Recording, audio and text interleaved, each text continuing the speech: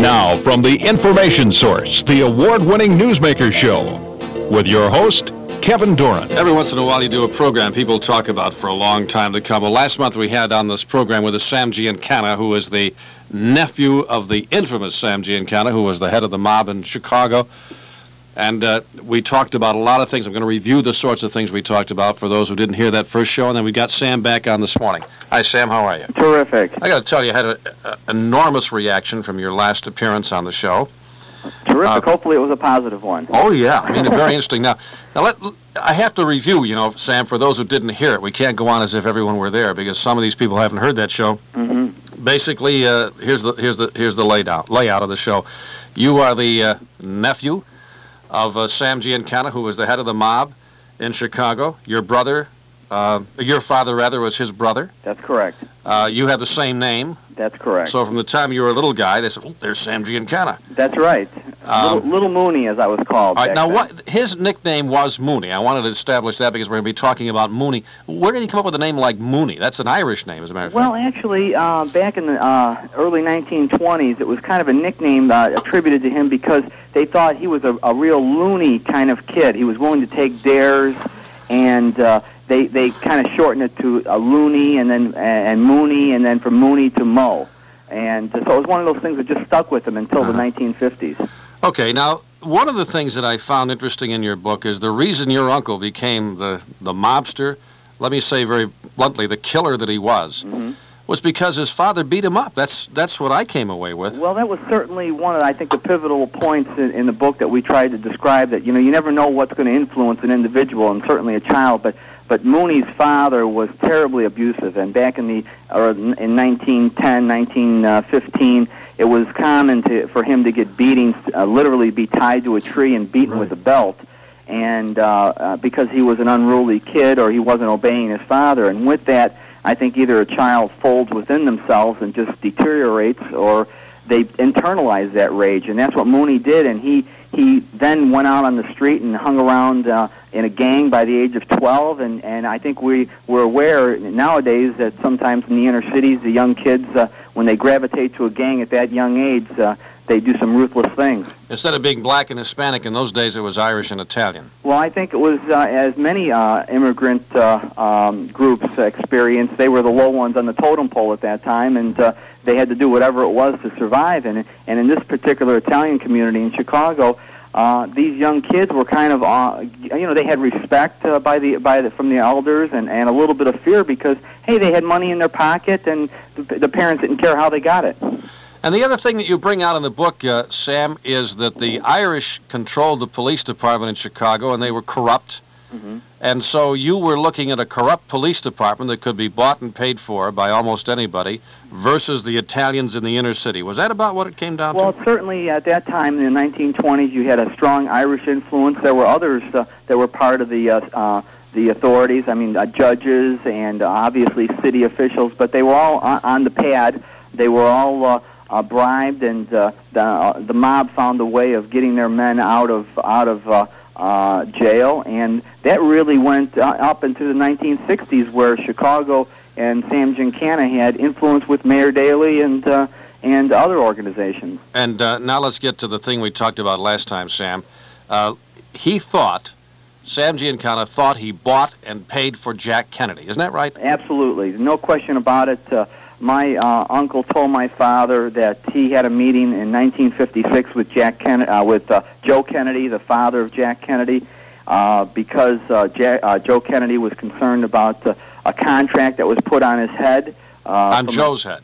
On Joe's head, because he wouldn't participate in a business deal in New York, and because he wouldn't do it, they put a contract on his head, and he came to Chicago and tried to get it removed, and Sam wanted to know what was in it for him.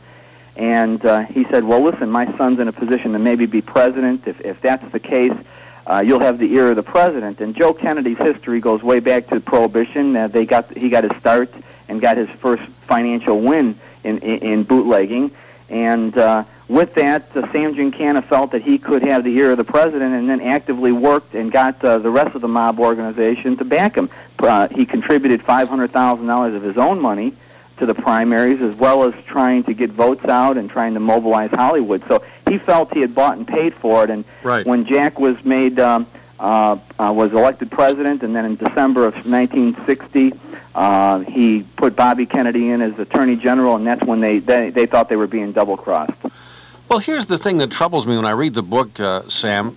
Bobby Kennedy was Jack's campaign manager. Wouldn't Bobby have known, hey, look, we owe a favor to the mobs. We've got to lay off these guys like, Nixon laid off Hoffa.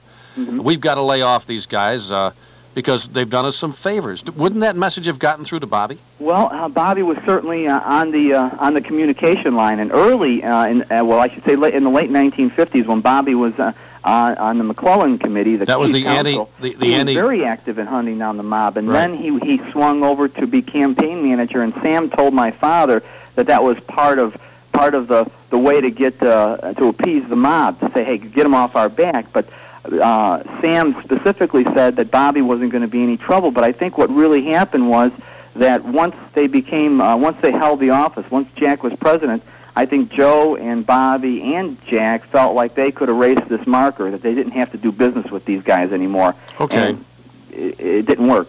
Now, here's the deal. If we had elected Joe Smith, and he had no ties to the Mafia, didn't owe him any favors, they would not have felt that they had, you should pardon the expression, a right to bump him off. Because he wouldn't have double-crossed them. There was no deal to begin with. Is that about right? Oh, I think so. I think that's the mob doesn't at that time indiscriminately go and kill people. I mean, they only did business with people who were willing to do business with them.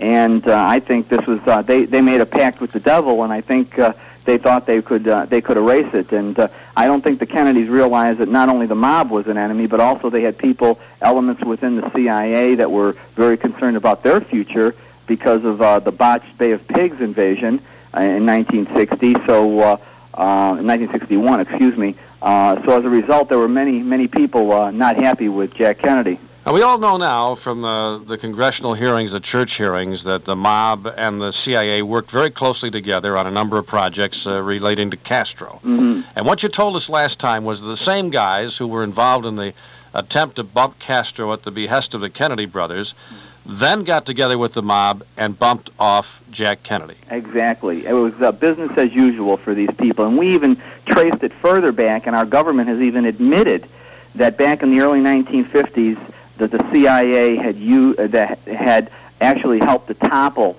and affect politics around the world and topple other governments, like in Iran and Guatemala and in the Philippines. And they used the mob in those locales as well. So by 1963, this was kind of considered to be just business as usual, and that's exactly what Sam had mentioned, that we took care of Kennedy together. That's what his statement to my father was. And then went on to say, and other men within the Chicago outfit who participated on the mob side pretty much said that they acted as a junior role to the CIA plan. Okay, and this is about what Stone came up with, isn't it? That's right. And I think Oliver Stone hit the nail on the head. With the exception, he really focused on the military aspect and the initiation. And my uncle mentioned that there were some military people involved. He never said anything more than that. But Oliver Stone didn't really focus on the mob side, and I think that might have been the twist that Garrison put on the story, because he really didn't focus on the mob. Garrison saw that, if you read Garrison's book, that only the CIA could have put a thing like that together. That's what he decided. And he knew that they had mafia influence, but as you say, he emphasized the CIA, right? Well, yes, and he had some very close contacts with the then boss, Carlos Marcello, in New Orleans, and he may have felt that was dangerous territory. But I think most people in America believe that the mob wasn't capable of doing a lot of the behind-the-scenes tampering with evidence and autopsy information and so forth, that they needed someone who had the ability to make those changes, and that they were really in a position to do that, and the mob just acted as kind of muscle on the street. And for anybody who's aware of mob activities, they know that when Jack Ruby shot Lee Harvey Oswald, I think that raised a lot of suspicion that the mob was involved. Listen, I was a simple kid at the time, but I thought, here's a guy with mob background stepping out of a crowd to do the country a favor. Give me a break. Sam, we'll be back in just a minute. And when I get back, I want to ask you, when you say the CIA, do you mean the CIA or just people within it? That coming up after this.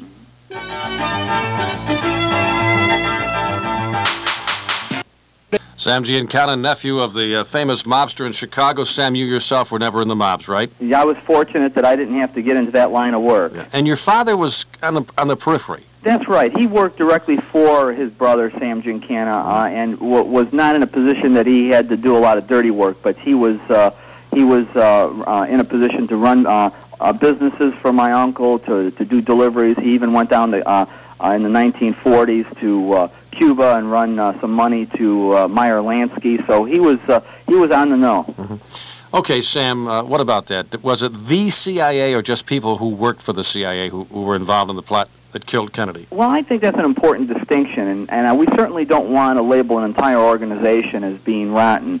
I think, government is made up of people, and not all people are willing to live by a certain ethical standard, and some people have a misguided sense of doing their job, and I think this was certainly a group of people who felt that they were in a position to affect activities and get the job done, and that's really what we're saying, and I think that's the real moral of the story, is that we as Americans, I think, have to be an active participant in our government, and with the media's help, be the watchdog to make sure that we have people in government who are acting ethically and properly. Otherwise, we wind up down avenues that, we see what happens. Now, they ought not to have ever been dealing with the mafia.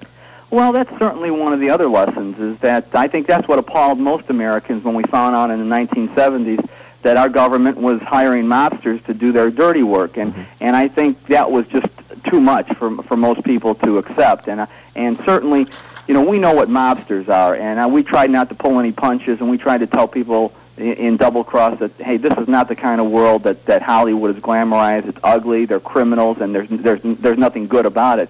But certainly our government doesn't have any business to do business with them. And I think we've seen in our recent past that our government has found other people to work with them. They're not mobsters now, but now you have third world countries acting as arms dealers. You've got the BCCI bank scandal. You have the Noriega connection. So our government, or elements in our government, are willing to do what it takes to move their agenda forward. So again, it wasn't the CIA, it was just people who worked there. Yeah, it was certainly a handful of individuals who had the power to affect change, to be able to get security reduced in Dallas, to get information suppressed, and so forth. All right, let me ask you this now. Was Lee Harvey Oswald involved at all in killing the president?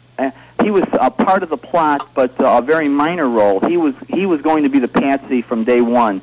Sam Giancana said that they had found, that the CIA people had told him they had found someone who they could pin the crime on, that had a good record that people would believe, and the plan was for him to be in Dallas, and that he was supposed to not even fire a shot. And that's what eventually came out of Chicago. One of the assassins for Sam Giancana said Lee Harvey Oswald didn't even get off a shot. He was in the school book depository, but never fired. And the plan was for him to leave the city, and then he was going to be killed and brought back by Dallas police officers who were part of the CIA plot. And by then, all the information was already planted to label him as the lone assassin. Who did the shooting?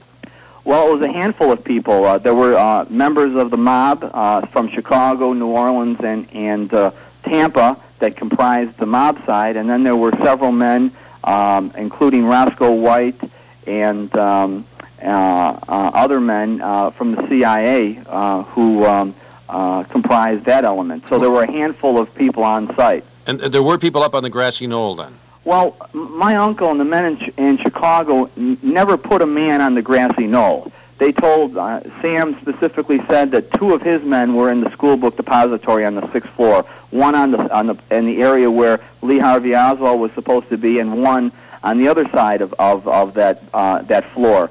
And but he never placed anybody else specifically. Do you think the CIA had their people over on the other side then? Well, it certainly seemed they had someone who had great marksmanship to get the job done, and I think there's been a lot of question about the Zapruder analysis and where the shots came from. But the bottom line is that this was not the act of one individual, and I think, and certainly it was a conspiracy. Sam, very often assassins get assassinated. Is that what happened to those people? Well, I think what's happened is we've realized that many of the people who were either directly involved or had some kind of information have wound up mysteriously dead or died of questionable circumstances. I think the probability is something like 2 billion to 1 that all of these people would have met untimely deaths.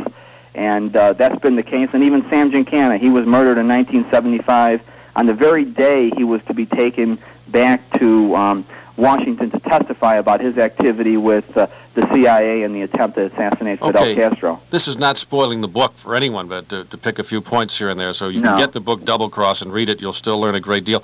But in the book, Sam, you indicate that your father thinks it was not another mobster who killed your uncle. It was elements of the CIA. Is that correct? Well, what we tried to do, and my father always tries to distinguish, is who pulled the trigger versus who ordered the hit.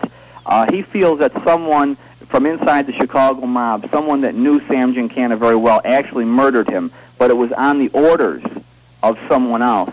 And he feels, and from the information he was able to obtain from inside the mob, that the order came from the CIA, that they feared his testimony. He was 68 years old. He probably didn't want to go to jail anymore, and they thought he might talk about really 30 years of his life working for the government. And so they got to Santos Traficante, who was a Tampa mobster who had good contacts with the CIA as well as Chicago, and found the right man to do the job.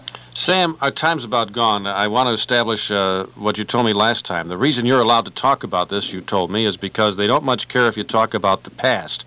They just don't want you talking about what they're doing now. Is that about right? Well, I think that's very true, and I think because we've been able to be out for over a year talking about it, I think lends some credence to that. That don't want to finger anybody right now, but what we're talking about, I think, is trying to set history straight. Okay, Sam, listen, I want to do one more show with you, okay? I'd love to. Now, you stay on the line, because I know I can't call you. You got to call me. So you stay on the line, and we'll book another show. Terrific. One quick question before we go. Did the mob kill Bobby Kennedy? No question that the mob was involved, and they also had help from these same government elements. The hotel was under control of the mob, and Sirhan was in debt to the mob. Okay. Stand by. We'll get back to you in just a second here. Thank you. We're talking with Sam Giancana, and you've heard 2 interviews now. We're going to line up a 3rd one for next month. I can't just call him. We don't know where he is. He has to call us for reasons that probably are rather obvious. So we'll line up that next show with Sam. Right now, we'll say goodbye for this edition of the Newsmaker Show. News coming up next from ABC on WLEA Hornell.